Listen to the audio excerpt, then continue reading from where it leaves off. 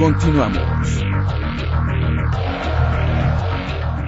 Y en el plano estrictamente local, mi compañera Indra Muñoz nos platica sobre los efectos que ha provocado esta epidemia, de manera particular en el sistema educativo, y por supuesto los efectos que provoca el hecho desde que a mediados de la semana pasada en todo el país el sistema educativo nacional suspendió sus actividades y no tenemos la certeza de cuándo se puedan reanudar, pese a que hay un anuncio oficial de que las actividades van a continuar a partir de este martes 6 de mayo.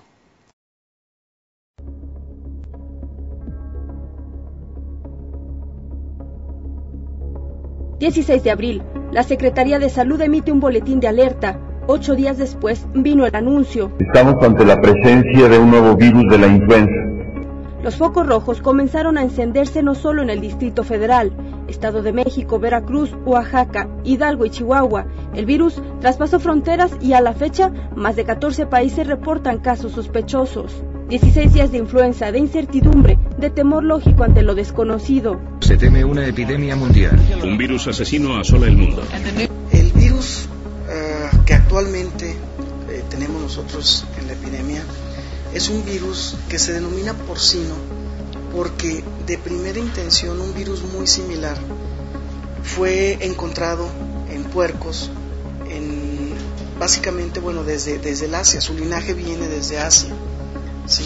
Y se encontraba en puercos. Un virus es un fragmento de código genético envuelto en una cubierta proteínica capaz de infectar animales, plantas y al propio ser humano, y es capaz de mutar su estructura. ¿Qué es mutar?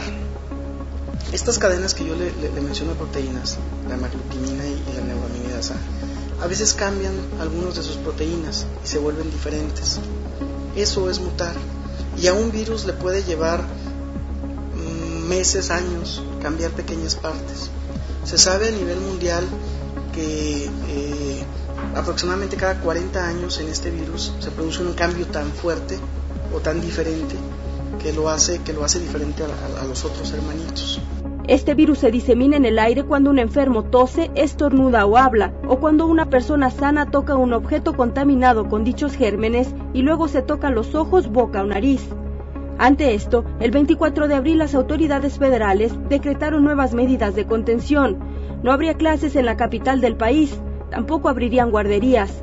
3 días más tarde, el Estado replicó la medida y se mandó a casa a más de 501,000 estudiantes y cerca de 32,000 maestros en el Estado.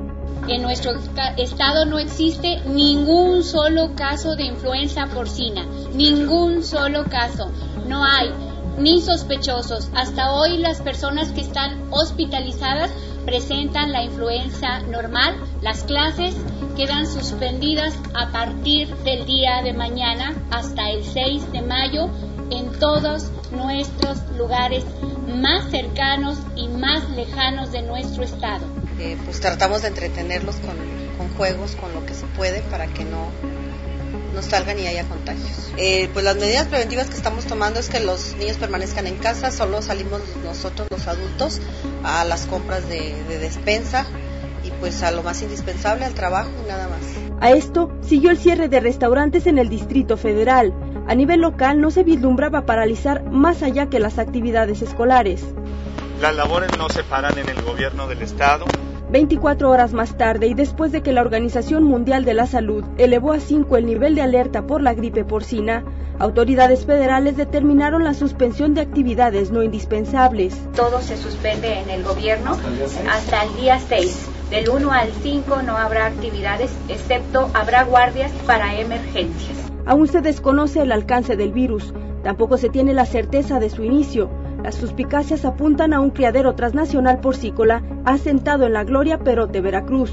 Y es que la Organización de las Naciones Unidas para la Agricultura y la Alimentación tiene evidencia de brotes anómalos de una enfermedad que por sus síntomas coincide con la actual. Con menos fuerza, también circula otra hipótesis. Esta apunta a una medida emergente para reactivar la economía. Lo cierto es que la ONU cifró en 148 el número de casos de influenza porcina en todo el mundo, incluidos 7 muertos en México y 1 en Estados Unidos. Hasta ahora hay registro de afectaciones por el virus AH1N1 en más de 14 países.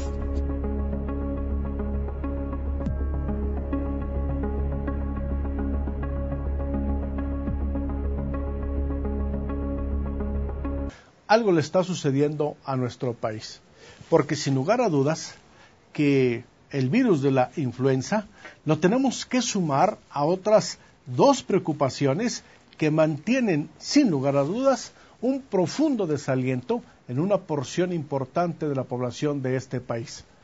A la crisis económica hay que agregar el tema de la inseguridad pública, que de manera particular en los últimos días se ha intensificado, y ahora la epidemia.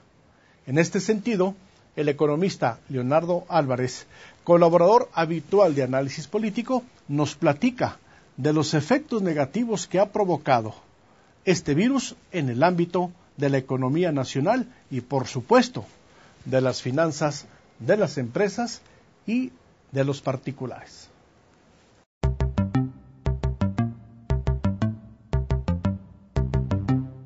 La aparición de la epidemia de la influenza porcina en México ya contagió nuestra economía, que de por sí estaba ya en crisis. En promedio, sin la epidemia porcina, arrastrábamos una caída en el sector industrial de 13% y el indicador global de la actividad económica de 10% en el mes de febrero. Las previsiones del PIB nacional para 2009, que hoy son de menos 4.5% por el Banco de México, se verán forzadas a la baja indiscutiblemente. Las medidas de distancia social implementadas en esta emergencia, de inicio, están impactando considerablemente a la industria restaurantera, hotelera, del entretenimiento y de transporte público principalmente. Sobre todo, considerando que precisamente se trata de fechas clave para el comercio y los servicios: Día del Niño, Puente del 1 al 5 de mayo, el 10 de mayo, amén del comportamiento normal de la economía.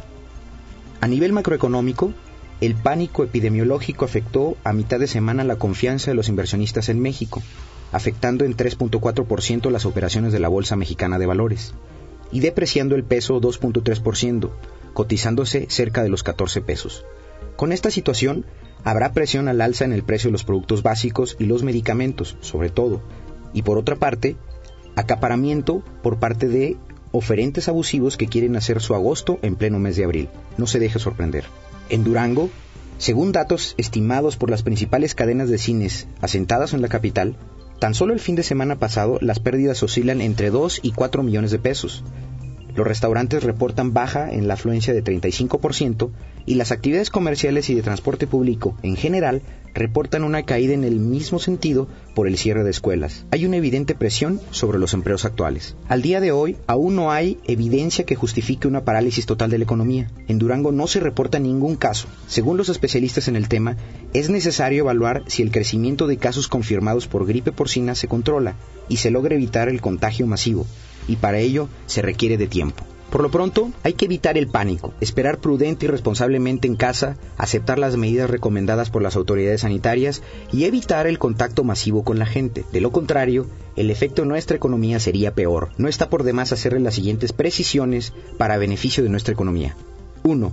Se trata de un virus inédito que por el momento no tiene bien definido una estructura de contagio e incubación precisa. Lleva tiempo. 2. El virus no se transmite a través del ambiente, sino por el contacto físico con otra persona infectada. 3.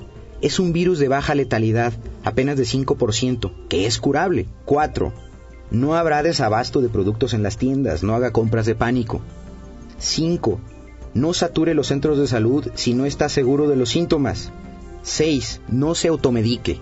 Por último, pásesela tranquilo y sea paciente. Compre, lea un buen libro, rente películas, compre comida para llevar. Lo importante es que sea paciente y esté tranquilo. La función debe continuar, recuérdelo.